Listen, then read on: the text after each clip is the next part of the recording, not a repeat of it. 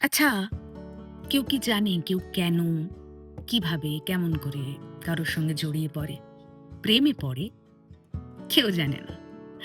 কিন্তু কবিরা জানে সেই না জানাটাকে কেমন করে লিখতে বা বলতে হয়।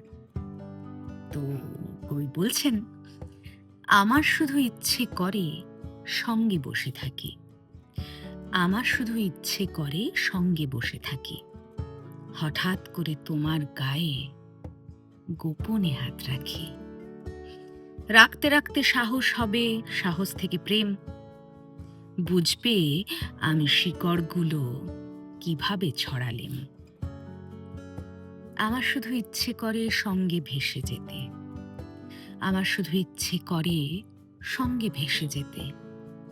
ভাসতে ভাসতে সবটা নদী বুকের কাছে পেতে।